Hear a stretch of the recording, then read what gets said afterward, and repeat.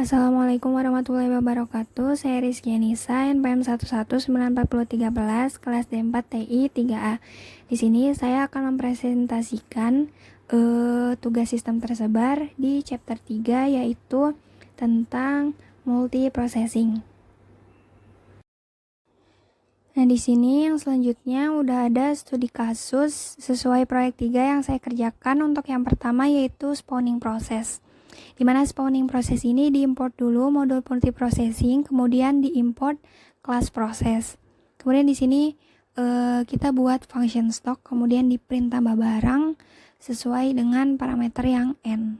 Kemudian for j in range 0 sampai dengan yang n. Kemudian di print lagi stok barang adalah yang j tadi ditambah dengan 1, kemudian di return. Kemudian di sini kita buat lagi function barang masuk dengan parameter n, kemudian di print jumlah barang masuk adalah yang parameter n. Kemudian di sini di main programnya for n in range 6. Dimana di sini kita buat proses-proses yang pertama itu targetnya yang stok, kemudian argumennya yang parameter n. Proses yang kedua itu targetnya barang masuk, kemudian argumennya itu parameter yang n. Kemudian di sini untuk jalaninnya di start, kemudian di join, kemudian di word down. Nah, di spawning proses ini ada proses child process sama parent process. Nah, misalkan parent processnya itu yang 5. Nah, yang child processnya itu bakal nurunin sesuai dengan parent processnya, yaitu 1 sampai 5. Kemudian sampai child processnya selesai, baru di keluarkan lagi outputnya, jumlah barang masuknya itu 5. Kemudian di word down. Nah, untuk yang selanjutnya itu studi kasus di naming process. Nah, di sini sebelumnya diimport dulu multiprocessingnya, kemudian diimport time. Kemudian di sini kita buat function user. Di sini kita menggunakan current processnya yaitu name, di mana kita akan mengubah namanya, nama prosesnya. Nah, di sini di print starting, kemudian timestamp-nya 2. Kemudian di print lagi exit. Kemudian di sini dibuat function namanya myUp, kemudian kita menggunakan current process name-nya. Kemudian di start, kemudian di timestamp-nya selama 3 detik, kemudian di print lagi exit. Nah, di sini di main programnya kita buat variable service, kemudian di sini kita bisa mengubah namanya, nama prosesnya. Misalkan kita mau mengubah nama prosesnya untuk proses yang pertama nih di user 1, kita ubah namanya jadi user. Kemudian di yang service kita ubah namanya jadi myUp. Nah, targetnya yang pertama yang service ini yang myUp, kemudian target user satunya itu yang user. Kemudian untuk yang user kedua ini kita menggunakan use default name, di mana namanya itu menggunakan nama default dari prosesnya. Kemudian di sini di start dan di join. Nah, di sini kita running aja untuk lihat outputnya.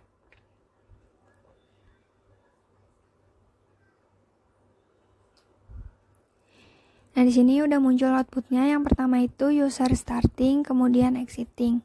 Kemudian di sini namanya itu yang user.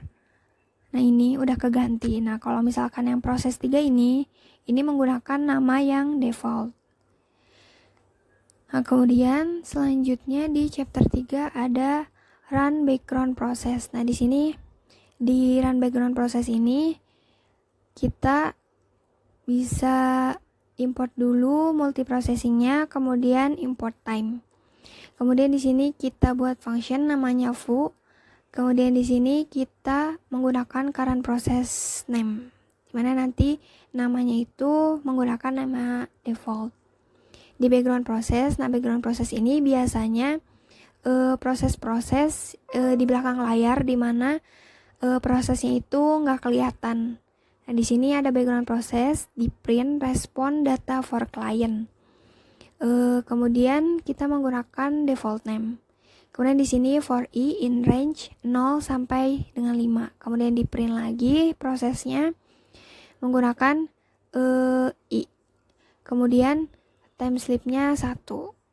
Nah, di sini menggunakan else yang tadi tuh jika namanya background proses, maka akan dijalankan yang ini.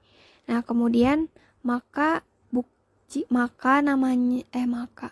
kalau namanya bukan background proses, maka akan menjalankan yang ini, yang request data from server.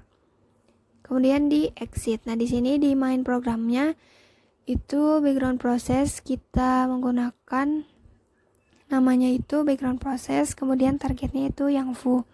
Kemudian di sini background prosesnya true, di mana kita akan nyimpen background prosesnya ini di belakang layar, jadi nggak kelihatan. Kemudian yang no background process. Nah, no background process ini kita jalaninnya itu yang false. Nah, di mana no background process ini nantinya akan kelihatan. Nah, coba kita running aja.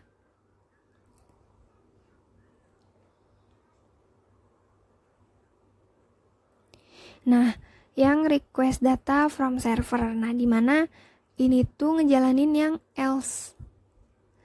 Karena namanya itu bukan background process, yaitu no background process, makanya dia karena false, makanya dia ngeluarin output yang no background process. Nah, kalau misalkan kita mau ngelihat proses yang background process, nah coba kita lihat yang run background process no daemon. Nah, di sini kita pakai yang background prosesnya itu false, dimana nanti background proses ini akan dimunculkan. Di sini coba kita running.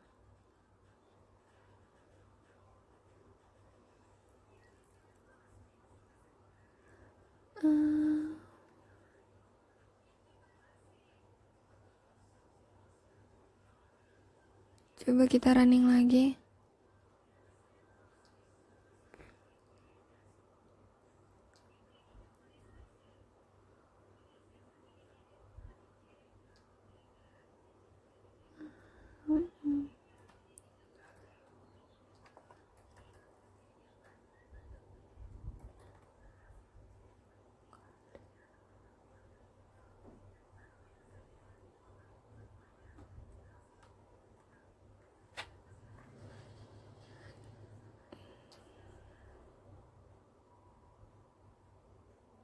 Nah, di sini udah muncul outputnya.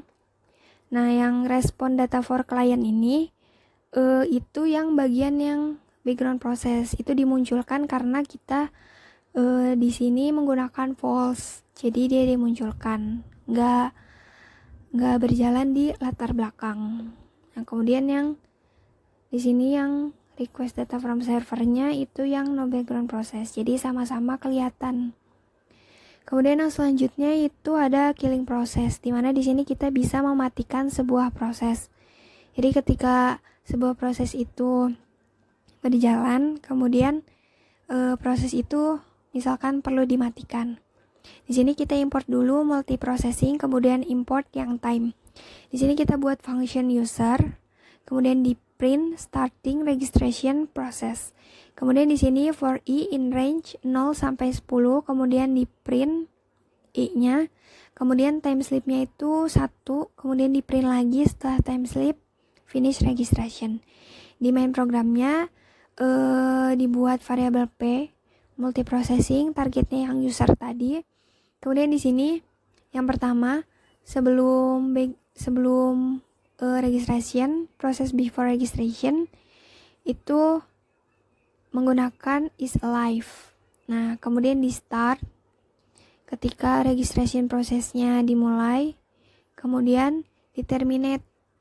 Nah, ketika complete the registration prosesnya sudah selesai. Kemudian di sini di join semua prosesnya. Kemudian di exit. Yang di sini kita coba running aja.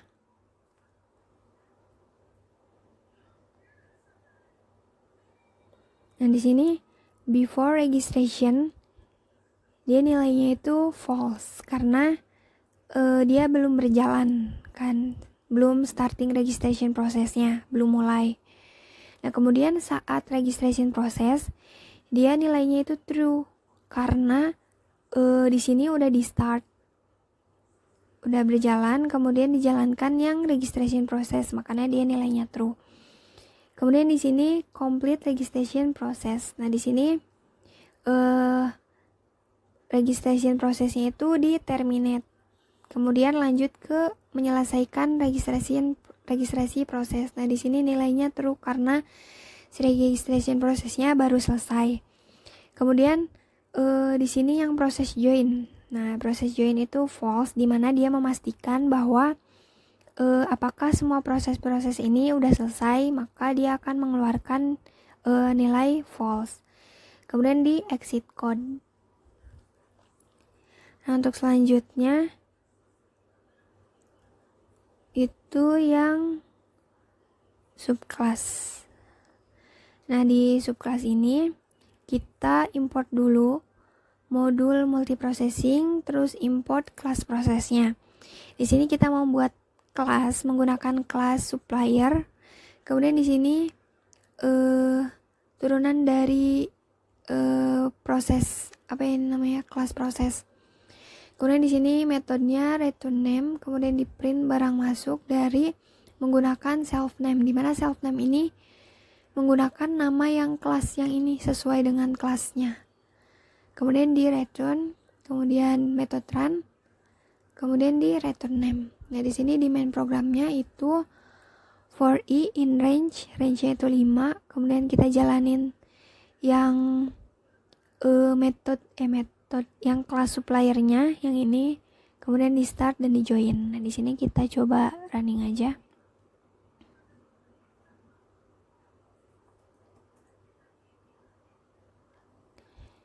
Nah, di sini udah muncul outputnya. Nah, di sini self name dia mengikuti nama kelasnya yang ini. Jadi dia nanti setelah di print barang masuk dari, dia akan di print self name-nya yaitu supplier 1, 2 sampai dengan yang 5. Kemudian selanjutnya kita masuk ke yang communicating with QE. Nah, di sini kita menggunakan modul multiprocessing, modul random, kemudian modul time. Nah, di sini kita buat kelasnya namanya supplier. Kemudian di sini kita buat method init. Di sini menggunakan multiprocessing kelas proses. Kemudian kita definisikan variabel self QE menggunakan yang QE ini. Ini tuh parameternya. Kemudian kita menggunakan method run. Kemudian for i range-nya 5. Di sini itemnya kita buat variabel item.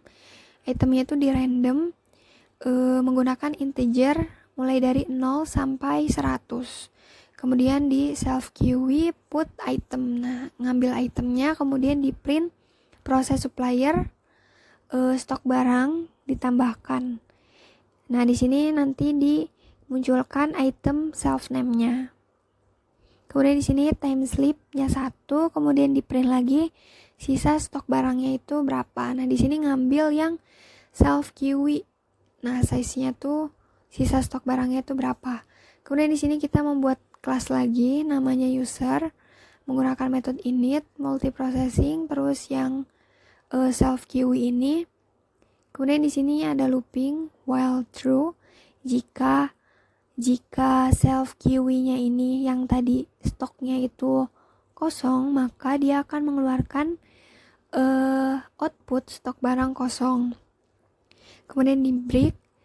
Kemudian kalau misalkan stok barangnya ini nggak kosong, maka dia akan mengeluarkan output di timeslipnya dulu. Timeslipnya itu 2. Kemudian dia akan run item get QE, self QE get. Nah, menggunakan get. Kemudian di print dari user barang yang item tadi itu terjualnya berapa, oleh siapa. Jadi return lagi yang item self name, kemudian di timeslipnya 1. Nah, di sini di main programnya itu ngejalanin proses QE-nya. Nah, di sini kita running aja. untuk melihat outputnya. Nah, yang communicating with queue ini tuh kayak antrian. Misalkan yang antrian pertama selesai, antrian berikutnya dijalanin gitu. Misalkan nih, yang stok barang tadi kan karena kosong, jadi dia stok barangnya itu kosong. Kemudian dari supplier, stok barangnya 54 ditambahkan. Kemudian stok barangnya itu muncul 1. Nah, kemudian masuk ke berikutnya. Supplier yang ini nambahin lagi stok barangnya. Nah, makanya stoknya jadi 2. Kemudian itu seterusnya sampai dengan sisa stoknya itu 5.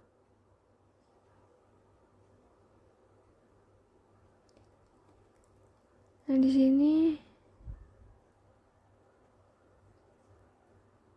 coba di run lagi.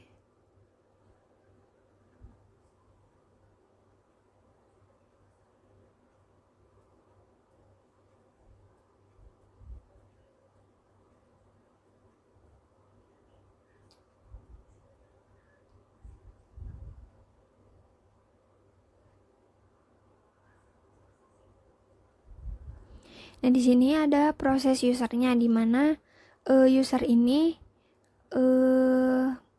menjual barang. Dimana nanti barang, misalkan barang yang tadi awalnya tuh, yang barang ini nih, yang dari proses supplier kan masukin stok barang tuh, barang 99. Nah, barang 99 ini terjual sama supplier oleh user yang kedua. Kemudian begitu seterusnya. Jadi stok barang yang udah dimasukin supplier itu dijual oleh user. Nah, itu tuh kayak misalkan setelah stoknya masuk kemudian dijual. Terus selanjutnya di sini ada communicating with pipe. Nah, di sini kita import dulu modul multiprocessingnya.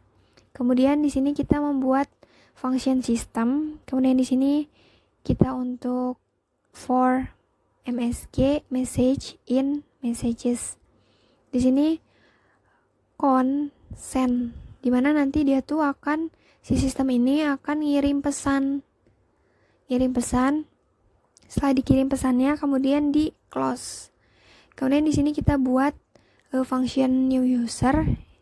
Di sini while 1 message-nya receive, dimana dia akan menerima pesannya. Si new user ini akan menerima pesan dari sistem.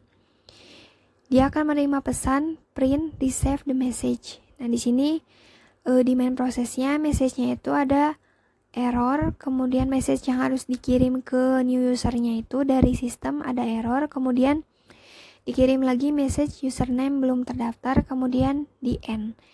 Dan di sini untuk menjalankan pipe-nya dibuat prosesnya. Nah, di sini kita coba running aja.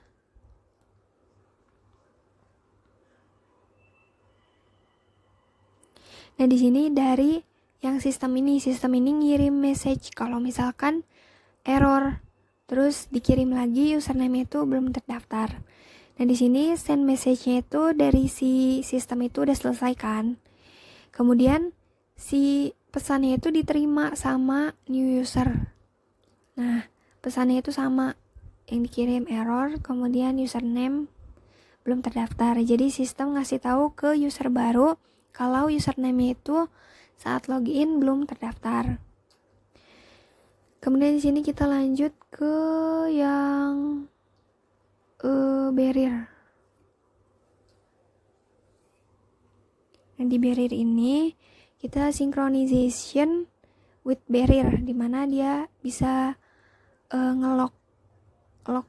locking tuh kayak dikunci, kemudian di wait, dimana ketika suatu proses berjalan dia akan menunggu prosesnya selesai kemudian baru dijalankan lagi. Nah, di sini kita yang di barrier ini kita import dulu modul multiprocessing. Di modul multiprocessing ini kita import barrier, kemudian import log, kemudian import lagi proses. Nah, di modul time kita import time, kemudian kita import date time-nya. Di sini kita buat function dengan parameter synchronizer sama serializer. Di sini kita pakai current process name di mana dia menggunakan nama default. Nah, synchronizernya ini di wait, kemudian muncul time-nya, di mana serializernya itu ngeprint prosesnya, kemudian prosesnya itu time step-nya sama datetime-nya itu berapa. Kemudian di sini kita buat lagi function test without barrier, di mana di sini tidak menggunakan yang wait tadi, yang wait, nah synchronizer wait-nya. Nah, di sini akan di print starting registration account, kemudian menggunakan time, di mana di sini akan dimunculkan datetime sama timestamp-nya. Kemudian di sini di main program didefinisikan variabel synchronizer. Nah, synchronizernya itu menggunakan barrier. Kemudian di sini variabel serializer yaitu menggunakan log. Di sini yang pertama, proses yang pertama itu P1, di mana dia setelah starting registration account di without barrier, kita waiting activated account by admin, di mana kita akan nunggu akun kita setelah registrasi akan diaktifin oleh adminnya. Kemudian di sini back to login proses menggunakan yang test with barrier, nah yang atas, nah ini. Jadi kita kan nunggu dulu tuh si akunnya diaktifin baru dia bisa login. Nah, kita coba running aja.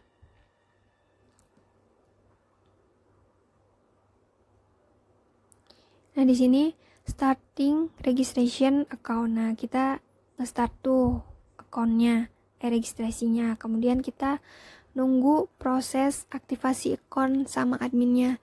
Kemudian di sini kita lanjut ke yang successfully account active now, karena udah registrasi nih. Setelah akunnya aktif, maka kita akan mendapatkan successfully akun aktif. Kemudian yang with barrier ini yang setelah menunggu prosesnya, mana sih? Oh, yang ini yang menunggu prosesnya. Kita bisa login proses, masuk ke login proses. Nah, itu untuk yang proses barrier. Nah, sekarang kita coba masuk ke yang proses pull. Nah, di sini kita import dulu time, terus import modul multiprocessing, importnya yang pull. Nah, di sini kita membuat function barang, kemudian print tambah barangnya itu yang X. Nah, di mana X ini akan ditambah X. Kemudian di print lagi barang yang X tadi, yang pertama X-nya itu awal barangnya itu berapa. Kemudian yang barang ini dari hasil pertambahan, misalkan stok barangnya itu sekian, kemudian ditambahin tambah barang yang X ini, jadi sisanya itu berapa. Kemudian time step-nya 1, kemudian di print lagi stok barangnya itu berapa, ini hasil dari X ditambah X yang ini. Kemudian di sini di main programnya itu dijalankan proses yang pull. Dan di sini pull map, di mana dia akan menjalankan pullnya, range-nya itu 5. Kemudian di sini pull close, pull join, di mana dia nge-close setelah programnya itu selesai. Nah, dia di close, kemudian di join. Join ini mastiin kalau semua prosesnya itu udah terselesaikan. Nah, di sini kita coba running aja. Nah, di proses ini kita tunggu. Nah, di sini yang tambah barang, nah 1. Nah, barangnya itu kan tambah 1 kan, kemudian ditambah 1 jadi 2. Nah, stok barangnya jadi 2. Kemudian ditambah barang lagi, tambah barangnya itu 2. Jadi stok barangnya 4. Nah, yang ini itu hasil dari tambah barangnya. Kalau misalkan nambah barangnya 1, berarti 1 tambah 1 jadi 2. Kalau nambah barangnya 2, berarti 2 tambah 2 jadi 4. Kemudian seterusnya, kayak tambah 3 barangnya jadi 6. Nah, itu yang proses pull. Nah, untuk yang chapter 3 ini udah selesai. Mungkin cukup sekian presentasi yang dapat saya sampaikan. Mohon maaf apabila ada kesalahan dan kekurangan. Wassalamualaikum warahmatullahi wabarakatuh.